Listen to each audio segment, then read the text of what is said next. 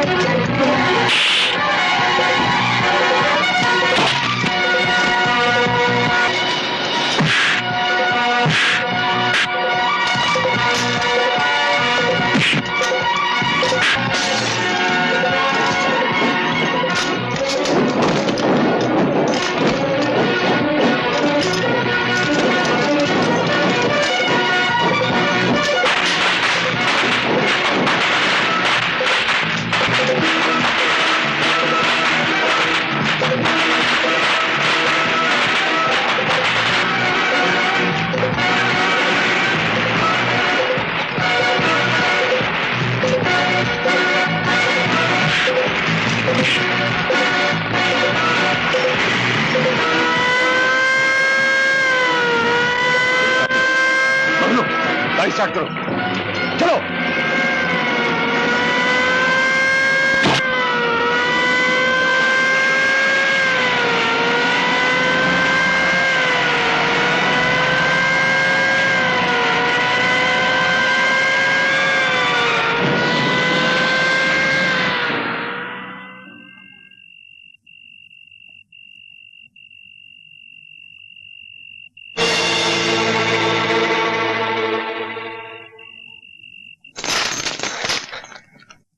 शमशेरा तुम?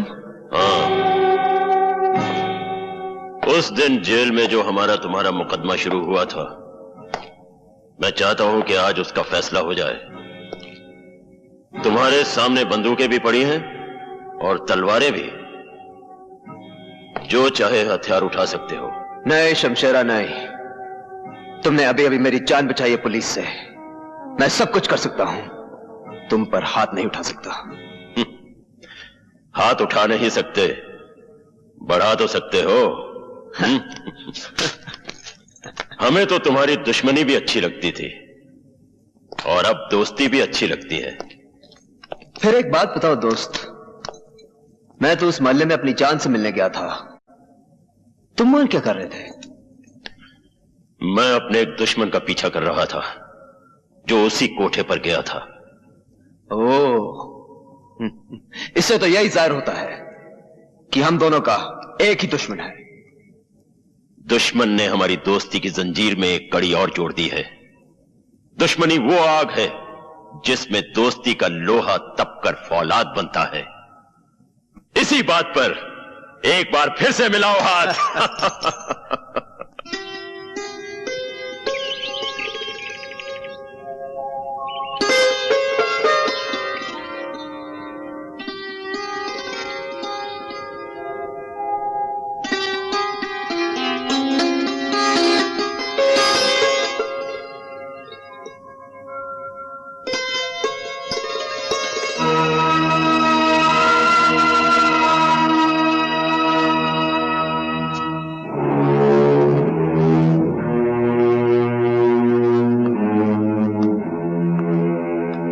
जरा सुनिए, अपनी अमानत तो लेते जाइए। अमानत? हाँ, जिस चीज को आप लेने आए थे उसे यही छोड़कर चले जाएंगे आप?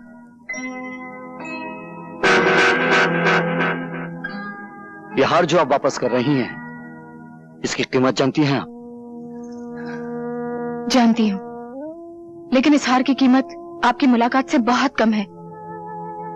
कल रात जब मैंने आपको मुझ जैसी तवाइफ को बचाने के लिए लड़ते हुए देखा, तो पता चला कि शैतानों की दुनिया में आप जैसे इंसान भी बसते हैं।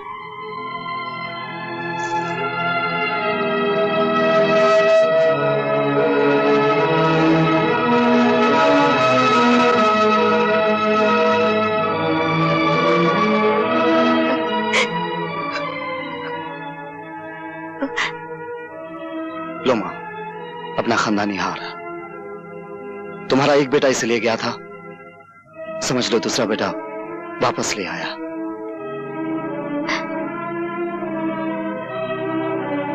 हार तो तुम ले आए हो, लेकिन इस खानदान की इज्जत कब वापस आएगी? मैंने सुना है मेरा राजेश पागल हो गया उस नाचने वाले के लिए। जिस तरह आज हाल ले आऊं मां, उसी तरह एक दिन राजेश भी आएगा। तुम्हारी आंखों से जो मोतियों की लड़ियां गिर रही हैं, उसके एक एक दाने पे मैं अपने खून की आखिरी बूंद तक कुर्बान कर सकता हूं।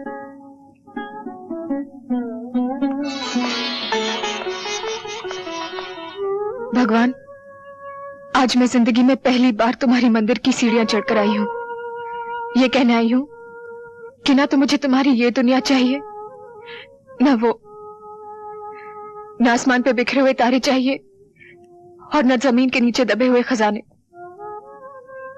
चाहिए तो बस यही चाहिए, मुझे उस बाजार से उठा लो जिसे आज तक मैं अपनी मां की गोद समझती आई हूं, और मेरे सर पर वो आंचल डाल दो जो एक कोठे वाली को घर वाली बना सकता है।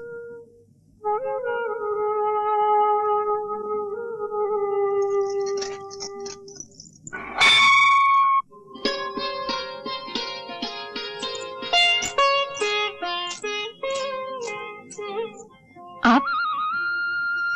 तुम्हारे लिए एक छोटी सी भेंट लाया हूं, इसे कबूल कर लोगी तो समझूंगा मेरे जीवन को अर्थ मिल गया है। जीवन का अर्थ ही तो ढूंढने आई थी आज मैं मंदिर में।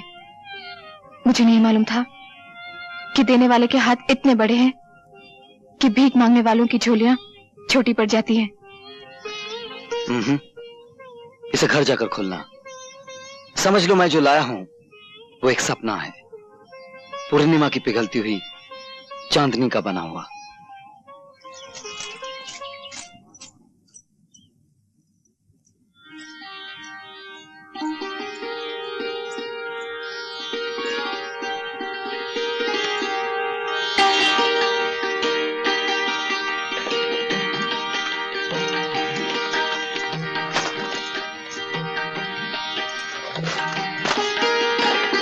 सुहाग का जोड़ा।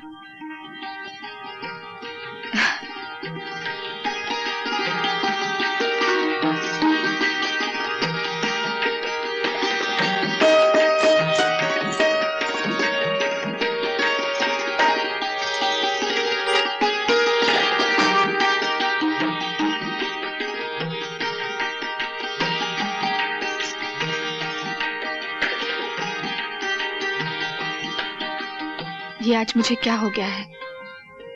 लगता है जो मोहब्बत हमेशा बेगानों की तरह इस दरवाजे के बाहर खड़ी रहती थी, आज दरवाजे के अंदर आ गई है।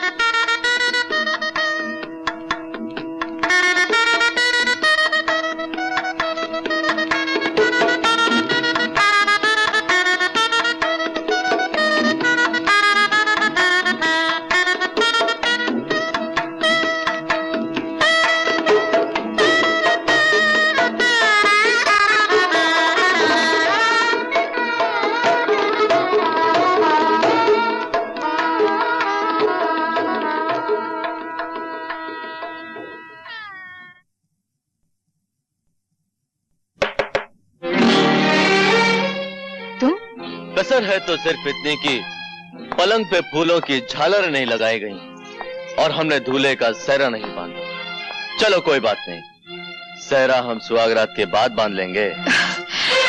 खबरदार जो मुझे हाथ लगाया। अब मैं बाजार में बैठी हुई एक तवाइफ नहीं हूँ, एक शरीफ आदमी की अमानत हूँ जो मुझसे ब्याह कर रहा है। अरे हम भी तो ब्याह ही कर रहे हैं तुमसे। लाओ एक चुटकी भर सिंदूर हम भी तुम्हारी मांग में भर दें। तुम समझते क्यों नहीं? मैं अब रवि की दुल्हन बनने वाली हूँ। रवि की? हाँ। अरे तुम तो सारे शहर की दुल्हन बनने वाली हो। किसी एक की बन भी जाओगी तो कितने दिन बनी रहोगी?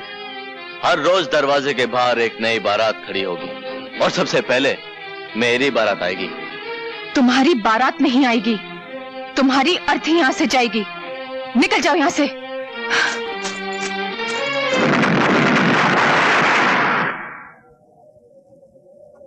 शाबाश, आज रवि की जिंदगी का आखिरी दिन है। उसकी जीप यहां से गुजरेगी तो धमाके में उसकी जान और मेरा इंतकाम दोनों खत्म हो जाएंगे।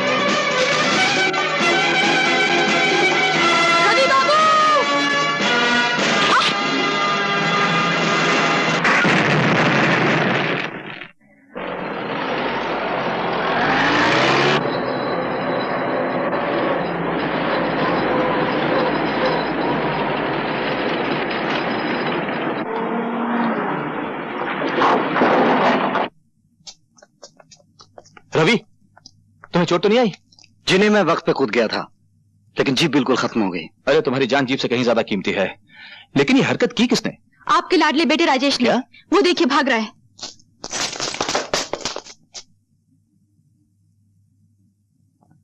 मुझे बचा लो माँ, मुझे बचा लो। आज तुम्हें कोई नहीं बचा सकता। क्या हुआ? क्या किया है मेरे राजेश ने? आज ये एक ही छलांग में इंसानियत की आखिरी हद से गुजर गया है। तुम जानती हो, आज इसने रवि की जान लेने की कोशिश की। रवि की? क्या ये सच है? यही सवाल जब अदालत में इससे पूछा जाएगा तो ये कह नहीं सकेगा कि ये झूठ है। सवाल तो आज मैं अपने आप से कर रहा हूं कि मैंने ऐसे बेटा मांगा क्यों था। मैं तो अपनी वसीयत में लिख जाऊंगा कि मेरी चिता को नीच से नीच आदमी आग दे, मगर ये अधिकार मेरे बेटे को ना मिले। मुझे ये अधिकार चाहिए भी नहीं। चाहिए तो सिर्फ अपना वो हक चाहिए जो आपने एक सगे बेटे से छीनकर एक बेगाने को दे दिया है।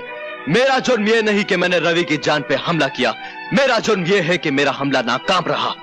आपने मुझे बुलवाया ठाकुर साहब? आइए इंस्पेक्टर साहब, इसे गिरफ्तार कर लीजिए। इसने रवि की जान लेने की कोशिश की है।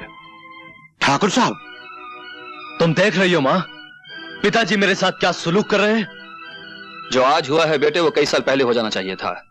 गलती तो हमारी है जो हमने जहर के पौधे को दूध से सींचा। इंस्पेक्टर साहब, ले जाइए इसे। ठीक है। इसे एक मौका दे दीजिए, ये सुधर जाएगा। ले जाइए इसे इंस्पेक्टर साहब। हाँ?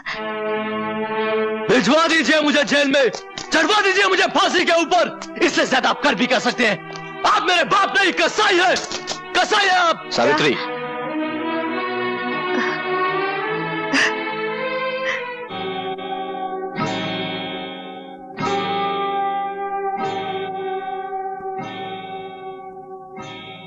क्या खबर लाए मंगलू? सरदार, प्रेम सिंह के बेटे राजेश ने रवि को मारने की कोशिश की, इसलिए प्रेम सिंह ने राजेश को पुलिस के हवाले कर दिया। यह तो हमारे लिए बहुत बड़ी खुशखबरी है। अब शमशेरा बेटे को पुलिस से आजाद करा के उसे उसके बाप ठाकुर प्रेम सिंह को मारने के लिए इस्तेमाल करेगा, और फिर ठाकुर प्रेम सिंह की चिता तैयार करेगा शमशेरा, और उसमें आग लगाएगा उसका बेटा राजेश।